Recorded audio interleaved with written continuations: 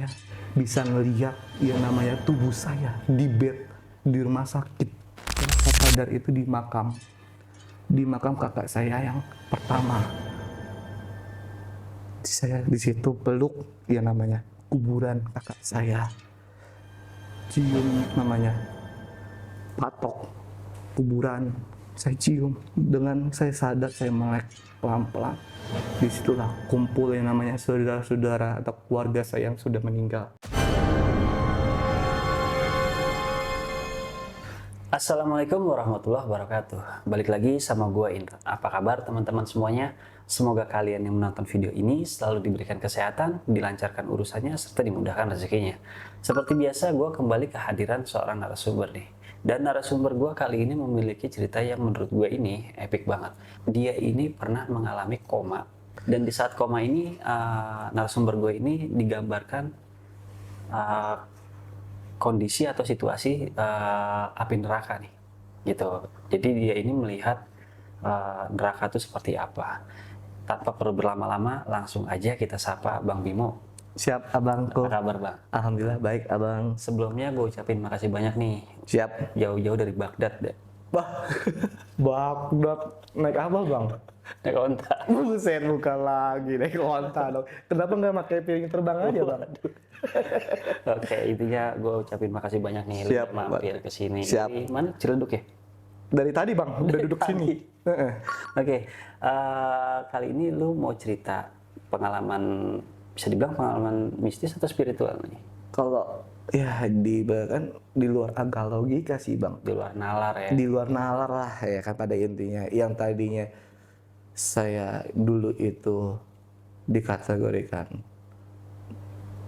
bandel iya, penakal iya lah, jatuhnya gitulah. Tiba-tiba dengan spontan dapat ya dikatakan cerita pahit lah. Hidayah lah ya? Teguran Gusti Allah intinya ya kan. Menghilangkan semua masa-masa kelam itu. Oke. Gitu loh bang. Itu karena kejadian koma lu pada saat itu? Iya, dengan spontan ya sampai sekarang diibaratkan untuk yang namanya hal-hal dulu nakal bersih dengan sendiri bang. Oke, berarti yang dulunya lu nakal, terus karena kejadian koma dan lu digambarkan Bla bla bla bla bla bla. segala Iya. macam ya. Dan akhirnya lu berubah nih sekarang. Iya betul. Oke. Oke teman-teman, sebelum Bang Bimo melanjutkan ceritanya, gue mau ingetin kalian nih, buat kalian yang memiliki cerita horor, kalian boleh DM aja langsung ke IG yang gue cantumin di bawah ini. Ya udah, tanpa perlu berlama-lama lagi, langsung aja kita simak ceritanya.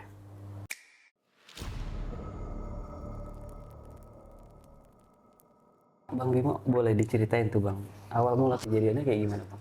Awal mula kejadian pengalaman saya gitu bang. Dulu awal mulanya pengalaman saya ya, sebelum saya lari ya namanya dunia pengobatan ya kan. Awal mulanya tuh saya orang awam bang, ya kan. Nah disitulah saya dulu pernah ada kenangan cerita pahit lah dikategorikan ya kan. Cerita pahit saya itu nggak ikut yang namanya kelulusan SMK 2014-2015. Dulu saya kan lulusan itu adalah sekolah daerah Pondok Pinang, letaknya di Jakarta Selatan kan. Nah disitulah saya dulu bandel banget lah dikategorikan pemabok iya ya kan. Terus dikategorikan narkotika iya, obat-obatan iya. Saking kebanyakannya dulu saya minumlah salah satu, entah itu Superpel atau enggak Soklin lantai. Saya minum, saya kira itu sirup. Dari situlah saya koma bang. Nah dari koma itu perjalanannya saya ya kan bang, diibaratkan saya dituntun sama sebuah cahaya itu kecil. Itu dari cahaya itu saya dituntun dari pintu 1, pintu 2 sampai pintu ke-7, benar-benar kayak istana megah. Disitulah saya. Dari perjalanan kayak begitu, saya melihat yang namanya ya walau alam ya. Ini di luar akal logika ya bang ya. Ini saya menceritakan perjalanan hidup saya yang dulu saya pernah merasakan kegagalan, nggak ikut perpisahan ya kan. Dari situlah saya melihat ya dikategorikan kayak neraka, dicambuk segala macam. Di kain saya tuh dongeng, di kain saya tuh apa sih ya kan, kayak sebuah dongeng gitu loh kalau menurut logika ya. Tapi benar-benar saya dituntun itu yang kayak gitu bang, kayak kita tuh berjalan kayak perjalanan astral di luar akal logika orang awam. Ya logikanya gini bang, kita yang dulunya tadinya awam ya kan, terus dengan spontan, dengan ya gimana ya kan, intinya pas saya koma kayak gitu ya bang ya, benar-benar di luar akal logika gitu, saya bisa ngelihat yang namanya tubuh saya di bed di rumah sakit. Saya kaget bang, nah, kok tubuh saya di sini, kok saya bisa lihat tuh. Dari situlah bang saya sadar, dengan sebelum saya melek saya sadar itu di makam kakak saya yang pertama. Saya di situ peluk yang namanya kuburan kakak saya, cium namanya patok kuburan, saya cium, dengan saya sadar saya melek pelan-pelan. Disitulah kumpul yang namanya saudara-saudara atau keluarga saya yang sudah meninggal. Tuh, dari situ ya kan, ya akhirnya dengan spontan saya kayak tiba-tiba, loh sampai saat ini ya bang ya, jujur ya, sampai saat ini kok saya bisa, sampai orang tua saya saja bang yang ngelahirin saya, di belakang saya jarang ibadah, jarang sholat, sampai orang tua saya kaget bang, dibilang gitu loh, dulu saya seperti apa, kok tiba-tiba banyak yang orang datang, banyak yang minta tolong ke saya, sampai orang tua saya yang ngelahirin saya, ibu saya masih hidup, kaget. Maksudnya iya namanya orang tua ya yang ngelahirin saya dari ceprot bayi merah dikategorikan kan, sampai saya udah dikategorikan umur 27. Ya kaget dengan spontan gitu loh bang. Dulu bener-bener bandel saya bang, SMP pindah 4 kali perjalanan hidup ya. Terus SMK sering madol, terus suruh kuliah saya malah larinya ke konten kreator. Ya dikategorikan nguber-nguber memedi. Ya kan logikanya gitu bang, dari orang awam larinya ke dunia spiritual, larinya ke pengobatan. Ya gimana orang tua saya ya, yang lahirin saya kaget. Betul. Nah kan saya pun juga bingung bang, gitu loh. Ah masa sih gue dulunya nggak kayak begini gitu loh, dia bahkan nggak bisa ngelihat setan belek ya kan, setan conge, setan apapun itu ya kan. Saya pun juga bingung bang. Hah, bentuknya berbagai macam, ada yang palanya nyengseng ya kan, palanya hancur, minta tolong. Aneh bilang aja kalau minta tolong jangan sama saya, sama Mbak Google. Aneh bilang gitu bang, emang saya apa ya kan, tolong sempurnain. Kalau mau sempurna ya sholat, ngapain sama saya suka bingung bang kadang-kadang. Terus ada yang bisikin ya kan, terus ada yang ngajakin main, enak kecil kali diajakin main saya, pusing aneh bang kadang-kadang tuh kalau dikategorikan apa kayak bisik-bisikan begitu ya kan. Terus habis itu ada yang nuntun anak kecil, anak PAUD kali saya diajakin main, pusing saya bang kadang-kadang tuh sama makhluk-makhluk begitu. Ada yang lucu, ada yang serem ya kan. Terus ada yang diibaratkan nekin. Kalau yang nekin itu jatuhnya tuh kayak korban kelaka lantas kayak gitu loh bang. Tuh itu kan jatuhnya kan arwah penasaran. Nah itu yang bikin enaknya itu loh, baunya ya kan. Terus kadang-kadang tuh kita langsung diceritakan sama dia tuh flashback gitu loh. Aku dulu ya kan begini, bunuh diri begini. Nah logikanya dulu saya orang awam ya kan, kenapa jadi begini, sampai saya bahkan apa kalau saya sholat ya kan, ya Allah kenapa jadi saya jadi mbah dukun ya kan, kenapa nggak jadi orang biasa ya kan, dibilang mbah dukun nggak mau ya kan, dipanggil ustadz nggak mau, dipanggil kiai nggak mau, kenapa jadi begini gitu. Saya pun juga heran bang gitu loh. Ya itulah namanya perjalanan ya bang ya. Iya. Dibaratkan lika-likunya hidup yang tadinya bagaimana jadi bagaimana, yang dibalikan memang apa ya, dulunya bandel, pengamen atau bagaimana, totalnya tobat, ya kan? Dia kan ada masa-masanya bang. Masa ya kita mau begitu terus, Iya. ya kan? Mungkin ini jalannya dari Gusti Allah, ya kan? Saya merubah total semua ya bang, yang namanya hal-hal yang tercela, ya kan? Yang jelek, diibaratkan itu saya hilang dengan sendirinya bang. Dan saya cuma keinget satu omongan dari yang bisikin saya, dan itu pun sebelum saya koma itu pernah ketemu bang. Itu dikategorikan di luar akal logika. Dulu zamannya ulang tahun sekolah, ya kan? Kan tahu sendiri kan, kalau dulu zamannya kita kan ngerayain ulang tahun sekolah tuh tawuran, ya kan? Nah terus habis itu coret-coretan. Nah itu zamannya saya coret-coretan bang, ya kan? Zamannya saya coret-coretan itu pas mau mendekati apa, dikategorikan perpisahan lah. Di situ yang saya heranin, ada sebuah kakek-kakek.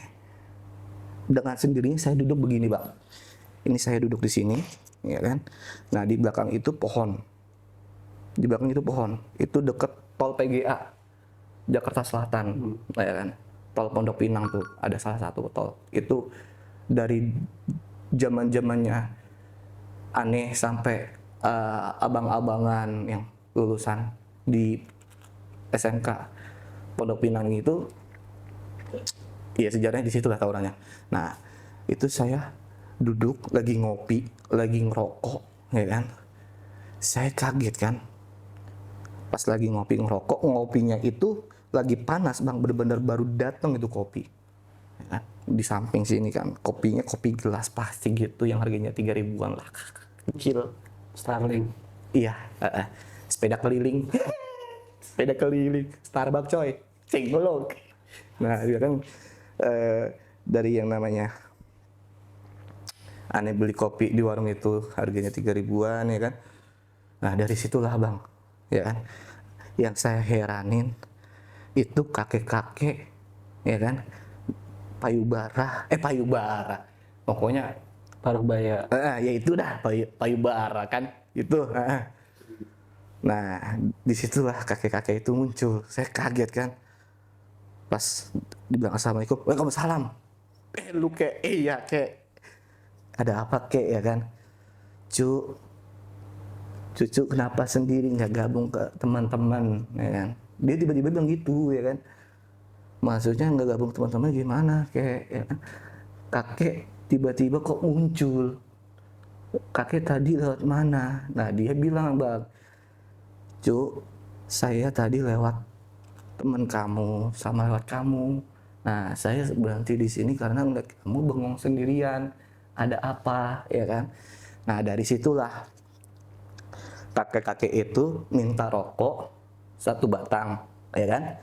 Saya kasih rokok tuh bang, rokoknya saya tuh GM, gudang garam filter, ya kan? Bukan gudang garam merah ya, sponsor dong. Nah dari situ ya kan saya punyanya rokok gudang garam filter, saya kasih tuh kakek-kakek, ya kan? Nih kek kalau mau rokok, lah cucu ada rokok, ada kek, ya kan? Kalau masalah rokok jangan dipikirin kek, ya kan? Masih ada teman-teman kalau misalkan habis, ya kan, bilang gitu kan. Nah saking saya ada rasa empatinya sama kakek itu, saya kasihlah rokok, ya kan.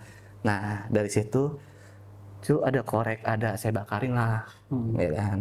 Ya kan karena kita umurnya masih muda kan, menghormati yang lebih tua. Nah, saya bakarin rokok sama bakarin rokok, saya nyalain korek, ya kan, ke rokok itu. Habis itu dia nanya, ya kan, dengan spontannya kan, itu rokok kalau nggak salah tinggal setengah itu bang.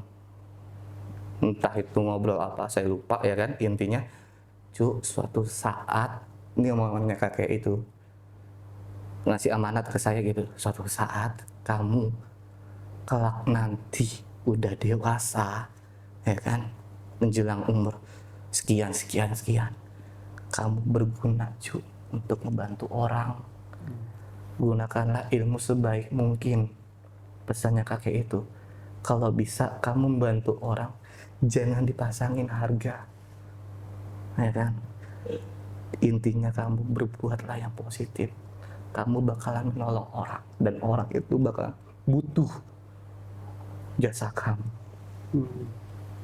Dari situlah saya keinget omongan kakek-kakek itu dengan spontannya, itu kopi dia kagak minum, tiba-tiba langsung habis itu bang.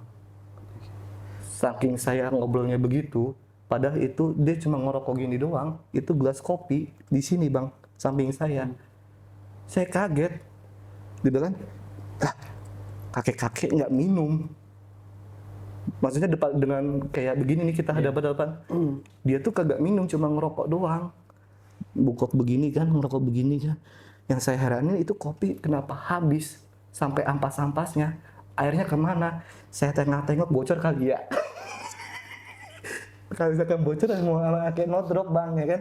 Oh ternyata nggak bocor. Nah itu kakek-kakek nyedotnya pakai apa? Pakai selang kali. Berkira jadi begitu bang ya kan. Tapi kalau pakai selang ya kan, selangnya dari mana anjir ya kan. Nah dari situlah ya kan, kakek-kakek itu udah selesai ngopi, saya juga bingung kopinya itu habis kan. Kakek mau pamit ya kan. Saya bilangin, kakek mau pulang, saya anterin kak ya kan. Saya bilang begitu. Dan mati saya mau pakai Gojek atau Grab kayak. Ya kan.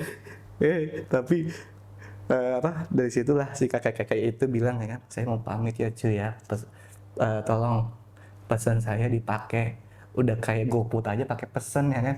Nah dari situlah kakek-kakek itu cabut ya kan bang, cabut. Yang saya heranin, kakek-kakek itu kan ngelewatin anak-anak lagi pada nongkrong bang, pas lagi pada cocoretan itu kan kita nongkrong kan, baru kita nongkrong janjian lah tawuran, intinya kan di situ. Nah itu yang saya heranin, kakek-kakek lewat situ, anak-anak nggak ada yang tahu bang, sampai saya ada yang tepeleng tuh teman saya, goblok lu ya kan, dia bilang kan, itu kakek-kakek lewat ente semua, kenapa ente pada nggak ngeliat? Yang saya heranin itu kakek-kakek ngasih pesan kepada saya ya kan. Itu aneh pun juga bingung, masa kakek-kakek itu bilang, suatu saat ya kan, kamu itu bakalan berguna untuk membantu orang, gunakanlah ilmu sebaik mungkin. Nah dari situ, masa iya sih ya kan, ente tidur kali, ente bengong kali, wallahi ya kan, saksi hidupnya tuh gelas kopi tuh, yang gue heranin itu gelas kopi ya kan, yang tadinya dibikin sama si teteh, itu gelas kopi tiba-tiba bocor. Kakek-kakek itu kagak minum, gue pun juga kagak minum. Dia mau nyedot pakai mana, mau pakai apa ya kan, selang kagak ada ya kan. Halu lu gini-gini, bodoh amat. Kalau misalkan di gelas kopi bisa bicara nih. Tapi nggak ada tumpahannya bang? Kagak ada bang, bener-bener kering. Sampai anak-anak teman-teman sekolah tuh ngeperiksain aneh duduk di situ kan. Jadi kan dia tahu sendiri lah, pohon ya kan, terus bangkunya bangku kayak dibilang pohon ketemu pohon gitu loh.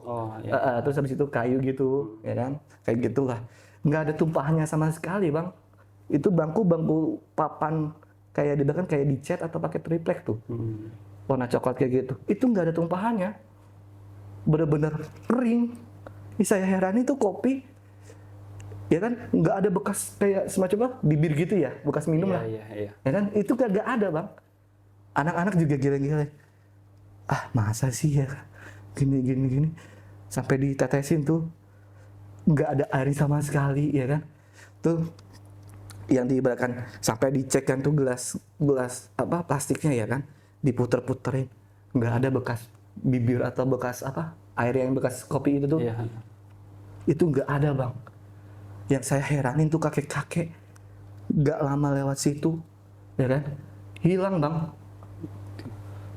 Nah dari situlah saya bergelut namanya, dunia suprapit, supranatural atau spiritual lah, ya itulah.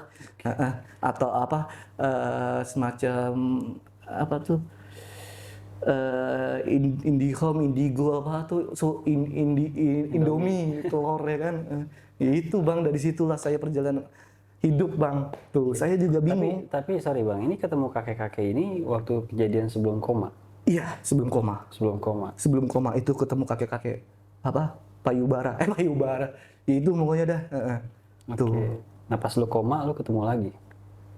Pas saya koma ya nggak ngelihat kakek-kakek itu, cuma dituntun sebuah cahaya masuk pintu 1, pintu 2 sampai pintu keberapa yang saya lihat tuh kayak sebuah neraka, siksaan api, terus api kayak kebakaran itu melebihi Bang, muncrat tuh kayak gunung meletus tuh. Tapi ada ininya nggak Bang, apa namanya, ada manusianya nggak di? Ada Bang, kayak misalkan kayak gimana ya, kayak kita nge-rescue banjir lah, tolong kayak gitu. Itu real Bang. Jadi kayak di bahkan saya menjalani itu kayak menjalankan apa tuh supranatural go itu loh Bang. Kayak dituntun kayak gitu. Saya pun juga heran Bang. Kok begini perjalanan hidup ya? Dulu bandel, dulu tawuran segala macam, sampai di bahkan ya maaf ya Bang ya, pernah kejadian dulu tawuran Bang, di belakang gitu loh. Itu yang tawuran saya, ya kan? Yang nyapu beling orang tua saya Bang. Bolang depan rumah itu, masih daerah sekitaran, kan saya kan tinggal di sebuah perumahan dinas lah dikategorikan ya kan. Orang tua saya kan anggota gitu loh Bang. Yang bapak itu tentara, kalau mama itu PNS Kemhan. Tuh, dari situlah bahkan ya namanya dulu masa-masa bandel ya. Ya kalau ngeliat orang tua tuh bahkan nggak ada terpukulnya gitu loh Bang. Ngeliat orang tua nyapu gitu tuh nggak ada. Tapi kalau sekarang nggak tega gitu kan, udah bukan zaman-zamannya lagi. Tuh, ya itu Bang.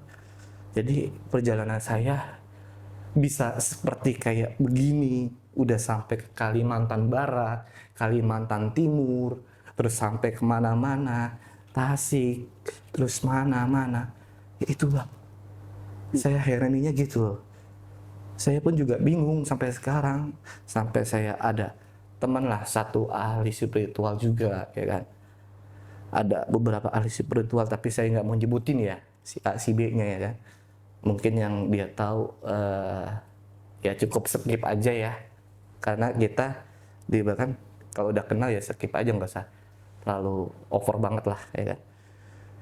Nah, dari situ Bang saya ya jatuhnya menceritakan pengalaman saya, dikategorikan beruntung tapi enggak pahit sih Bang jatuhnya. Pahitnya itu saya nggak ikut perpisahan. Oke. Seharusnya kita senang-senang, have fun, ya kan? Terus foto-foto satu kelas sama wali kelas, dan endingnya ya saya sadar saya malah justru mau terbang. Gimana caranya saya nyusul ke teman-teman SMK itu Bang, gitu loh, yang angkatan 2014 dan 2015. Gimana caranya gitu loh.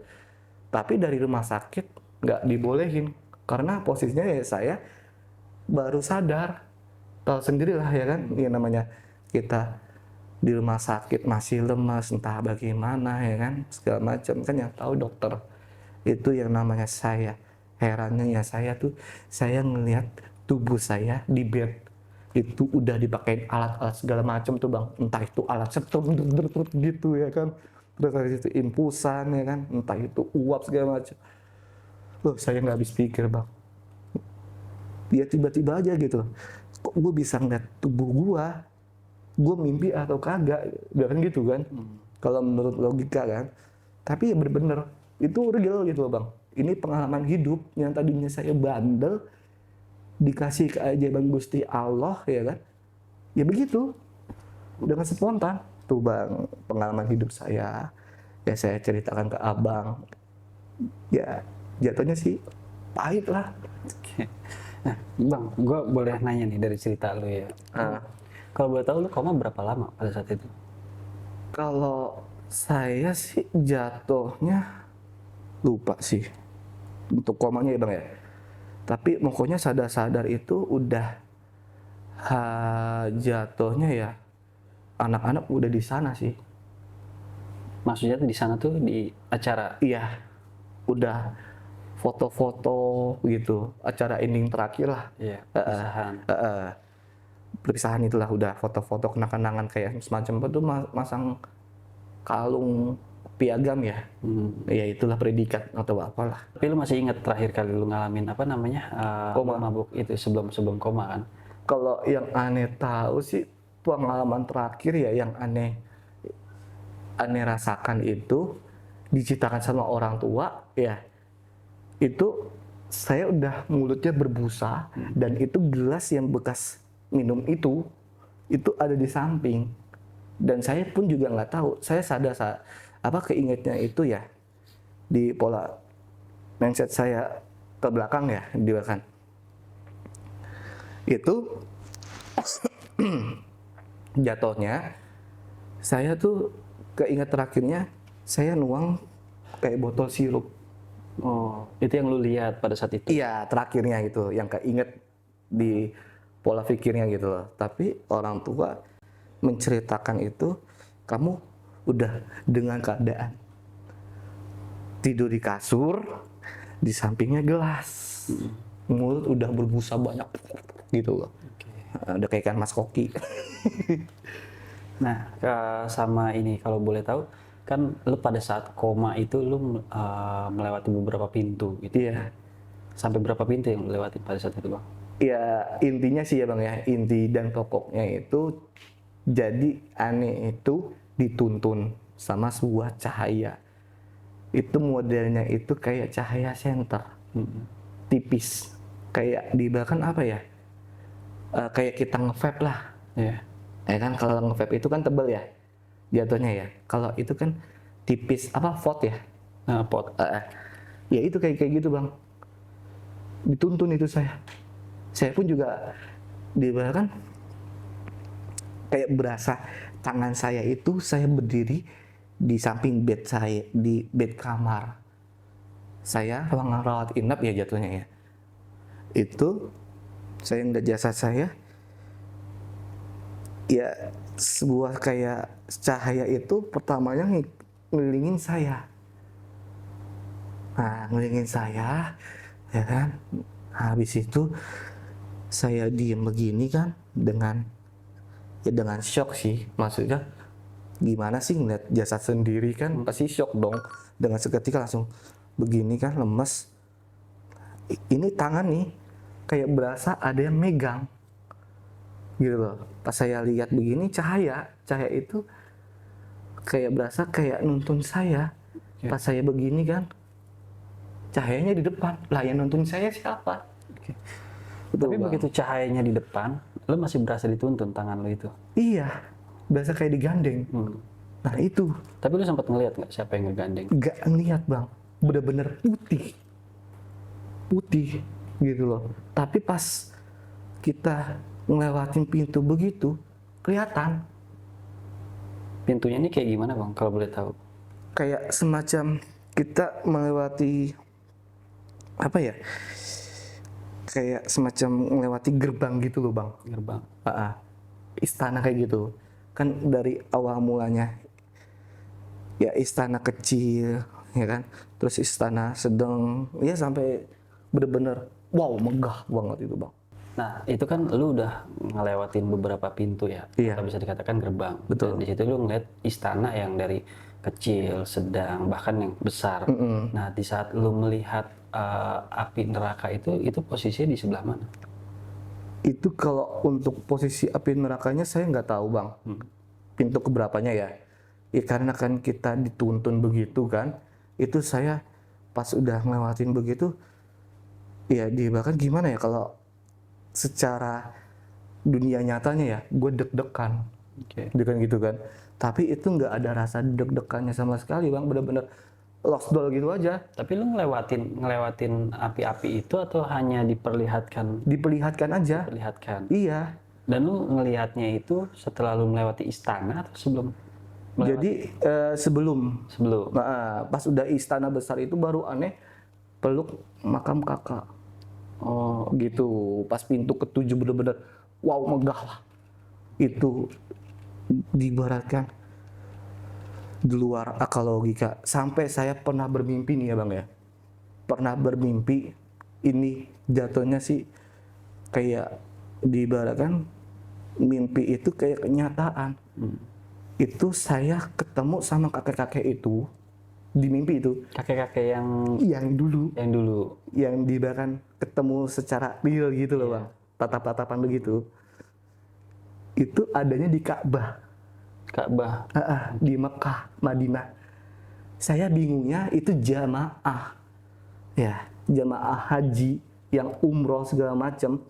Yang saya herani ya, dia tuh nggak bisa masuk. Saya bisa masuk dan cium yang namanya tuh telapak tangan atau kaki tuh. Makanya saya ngeliatnya kayak 10 jari begitu. Saya nyium. Ini posisi di mana? Masuk ke dalam Ka'bah?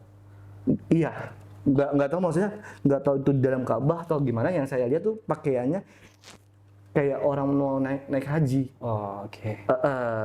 Gitu loh. Jadi itu dalam mimpi saya begitu, dan saya tuh nyium. Itu di mimpi saya. Sampai saya utarakan ke nyokap. Masa sih, Le? Ya kan? Kamu udah sampai sana, kamu aja belum dikategorikan secara logikanya ya, secara badan begini kan. Kamu aja kesana aja belum, duit dari mana? Jangan gitu kan. Dan saya pun pernah cekcok sama orang tua saya Bang, di belakang ya. Pernah cekcok yang namanya saya sholat. Wajar dong orang tua, ya kan, di belakang ngasih ajakan baik buat anaknya, ya kan biar jadi anak yang soleh, bahkan gitu kan. Nah, sampai saya pernah cekcok sama orang tua saya itu sampai sekarang sih Bang, bilang gitu. Itu masalah ibadah. Kamu percuma. Diibaratkan kamu punya kelebihan cuma satu, ibadah kamu. Enggak, dikata gitu, enggak pernah. Saya pun juga pernah cekcok sama orang tua saya bilang, "Ma, aku setiap ajan Ma udah di masjid." Setiap ajan Bang, sampai sekarang saya pun juga heran. Setiap ajan Ma, aku udah di masjid. Mama nggak percaya, badan kamu aja di sini, kamu ngerokok ngopi, kenapa kamu bisa sholat? Main yang nyata-nyata aja, Le. Kan orang tua kan orang Jawa Bang, dua-duanya. Mainnya nyata-nyata aja, Le. Jangan yang main nggak nyata, ya kan? Ya habis mau gimana, Ma? Mama percaya nggak percaya, buktinya nyata. Orang-orang pada ke rumah sharing, pada minta bantuan. Mama aja yang lahirin saya bingung, apalagi saya mah dikategorikan dulu bandel, ya kan? Kok tiba-tiba punya begini sampai sekarang Bang? Oke, berarti nyokap tahu dong kalau Nyokap tahu, sampai almarhum mbah, almarhum bokap ya, masih ada. Sempat saya namanya tuh semaput Bang, kesurupan. Itu bingung. Bahkan saya berubah-ubah begitu ya. Itu jadi ya diberikan macan lah, ular lah, pocong lah, segala macam. Orang tua saya bingung, sampai dipakai bawang putih, bawang merah. Tinggal apa? Tinggal diulek aja itu Bang, pakai garam. jadi sambel. Iya, saya pun juga bingung Bang ya kan. Tinggal pakai cabai ya kan, udah jadi sambal. Saya pun juga bingung kan pas sadar. Waduh, ya kan. Katanya orang tua saya ya kan, dibangunin kan awal mulanya kan. Dibangunin lah untuk sholat subuh. Bangun. Sholat subuh. Ya kan. Bangun sholat subuh. Kan posisi kan saya tidur begini. ya kan. Nah pas dibalikin begitu, lidah saya udah ngejalur begini bang, mata ke atas, tuh udah 2 kali semaput bang saya bang. Yang ketiganya itu lucunya ya bang ya, lucunya nih, kalau untuk semaput itu udah 3 atau berapa ya? Lupa saya bang. Yang lebih lucunya lagi kemarin saya nyari dana untuk dana Cianjur. Ada orang salah satu, ya kan, orang Ambon lah, mabok kan dia, nabrak kaki saya kan. Itu orang 7 orang bang, dari anak-anak relawan ambulan, ngangkat saya kagak kuat. Itu kenapa nggak kuat emang? Saya pun juga heran. Oke. Di belakang ngangkat, ya namanya orang laka lantas kan, ditaruh di bed itu bang, bed apa, Tandu. ambulan tuh, pakai tandu kan, nggak ada yang kuat. Terus akhirnya? Sampai ke rumah pun ya kan, ini banyak cerita sendiri sih, itu nggak ada yang kuat. Sadar-sadar di rumah bang, ngopi 7 atau 10 gelas kopi, aneh habisin, dalam keadaan panas. Langsung 7 gelas. Dengan spontan langsung sembuh. Yang tadinya sakit ngeluh, bilang gitu ya, sembuh bang. Saya pun juga heran. Diceritain sama teman-teman ya, anak-anak relawan ambulan, bang, gila lu ya bang ya, lu sakit, jerit-jerit segala macam, terus minta kopi di rumah sakit, yang minta kopi bang. Itu yang ngomong juga dia bahkan aneh, enggak bang, aneh pun juga heran gitu loh. Kadang-kadang nih di tubuh aneh bahkan kadang-kadang aneh, kadang-kadang bukan aneh. Jadi kayak 2 tubuh gitu loh bang. Sampai istri aneh dikatakan lagi apa, mau lahiran ya, anak aneh ya kan, kan aneh udah keluarga bang, mau lahiran, itu tangga sama saudara ngeliat istri udah pulang dari rumah sakit di rumah. Awal mulanya lek saya, adiknya mama, ngeliat istri saya udah pulang dari rumah sakit, dari kamar mandi lah masuk ke kamar. Yang kedua tetangga saya mau ngambil apa gitu, ngeliat istri saya sudah pulang, padahal istri saya di rumah sakit. Oh. Tuh. Jadi ya dengan spontan ya gara-gara itulah bang, pengalaman hidup aneh. Tanpa disadari ya kan, tanpa disangka-sangka, yang tadinya ya benar-benar bandel lah ya kan, nggak ngerti apa-apa tentang hal-hal kayak begini.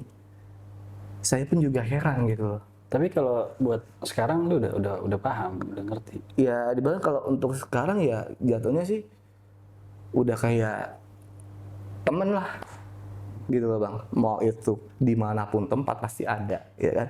Tapi kalau saya orangnya lebih baik ya biasa-biasa aja, karena aneh orang itu nggak mau terlihat nonjol kalau saya itu beginilah begitu. Saya nggak tanya sama teman-teman saya dunia relawan ambulan ya kan, tanya aja bang, kalau saya tuh orangnya tuh apa adanya ya kan, ya nongkrong gitu loh, ngopi kalau ada kegiatan ya udah ayo, kalau saya kan orang gitu. Tapi selama lu jadi relawan ambulan, banyak kejadian-kejadian di luar Ya logika. di luar akal logika ya, ada cerita lucu sih bang, cerita lucu. Jadi awal mulanya di Cianjur ya kan, saya kan ngikut yang namanya terjun tuh. Pada saat gempa. Iya, kemarin musibah. Yang lucunya ini, orang-orang lewat situ, sampai anjing-anjing ya tuh, sampai Kak 9 itu, hewan anjing itu ya kan, itu nggak ada yang ngendus tuh mayat. Oh. Giliran saya turun, ya kan, tek 7 langkah nggak salah. Tiba-tiba tuh tangan dajal tuh tangan manusia nongol bang. Yang lebih lucunya lagi, gue gelinding-gelinding ditawain dong sama polisi sama TNI. Ginding-ginding gimana maksudnya? Guling-guling bang. Guling-guling. Bang awas bang, jatuh. Udah jatuh bang, lu telat, kenapa nggak dibangunin? Udah gitu ditontonin, emang kata lu gue lagi stand up. Aneh bilang gitu aja. Aturan mah tolongin bang, ini badan sakit. Ya syukurin. Jangan disyukurin bang, itu tangan kenapa nongol sendiri? Ya, itu tangan nongol dari puing-puing atau Dari tanah bang. dari tanah? Yang ini loh bang, yang tanah longsor itu. Yang sampai ke kali itu. Nah itu tangan tuh herannya. Ya kan, kenapa muncul? Oke. Kenapa bisa begitu gitu loh. Kan di luar akal logika bang. Tapi pas begitu lu tolongin itu emang korban. Iya.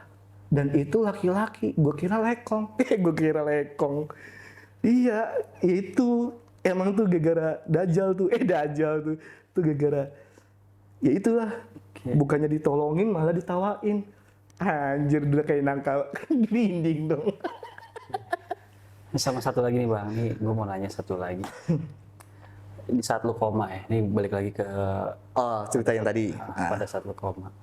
Itu lu tahu nggak lu sadarnya itu seperti apa dari koma itu? Ya sadar-sadar itu ya itu bang. Terakhir ya yang aneh tahu ya. Aneh peluk kuburan kakak aneh. Oke. Dan itu nyium dikategorikan patok kakak aneh lah. Dari situlah aneh melek, kaget dong. Buset ini jamaah mayat. Jamaah maksudnya jatuhnya itu apa orang keluarga saya yang udah pada meninggal pada depan mata. Oke. Nah ini kan yang menarik itu makam kakak ya, berarti kakak udah nggak ada ya? Udah nggak ada kakak yang pertama. Kakak yang pertama. Berarti lu punya ikatan atau hubungan yang kuat dengan kakak lu ini? Jatuhnya kalau kakak yang pertama belum ada bang. Saya belum lahir. Masih bau kencur. Masih di bawah tanah lah. Oke. Nah begitu lu taunya itu makam kakak lu karena memang suka ziarah? Iya. Jadi dia bahkan dikasih tahu sama nyokap lah suka ziarah ya kan. Kalau di sini tuh ada kakak ya kan, terus di bawahnya saya itu kan ada adik, dan ada adik perempuan juga kan yang masih hidup lah ya kan tuh. Jadi dikasih tahu nih makam kakak ya kan. Habis itu ditimpa lagi makam mbah, dari timpa lagi makam bokap tuh. Oke. Satu lagi nih, terakhir gue nanya. Di saat lu melihat lu digambarkan neraka gitu ya, apa sih yang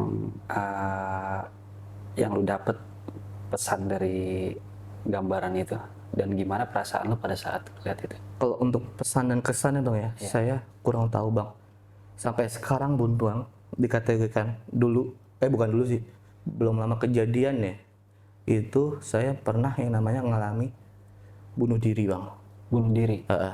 2 kali kalau nggak salah. Nggak mati bang. Dengan cara apa waktu itu? Ya itu, tragedi keulang lagi. Oh, oke. Tapi sampai koma lagi? Iya, tapi enggak. Saya herannya. Maksudnya ya karena konflik satu keluarga, kan. Ya udah akhirnya keminum lah itu. Enggak bang. Saya pun juga heran. Oke. Berarti udah kebal ya, jadi kebal. Bukan kebal sih bang, ada orang dalam. Ada orang dalam. Nggak tahu dah bang, walau alam ya. Tergantung Gusti Allah ya kan. Iya. Memang Aja rezeki jodoh maut kan Gusti Allah yang ngatur, Gusti Allah. Betul. Oke, Bang Bimo, Siap. banyak Siap, udah mampir dan cerita di Indra Stories. Siap. Salam buat teman-teman sama keluarga ya. Siap abang. Sehat selalu. Jangan kapok nih main sini. Oke, siap. Teman-teman, mungkin sampai sini dulu video di Indra Stories kali ini. Tapi sebelum gue tutup, gue mau ingetin kalian, buat kalian yang memiliki cerita horor, kalian boleh DM aja ke IG yang gue cantumin di bawah ini. Ya udah, akhir kata gue Indra dan Bang Bimo pamit undur diri. Wassalamualaikum warahmatullahi wabarakatuh.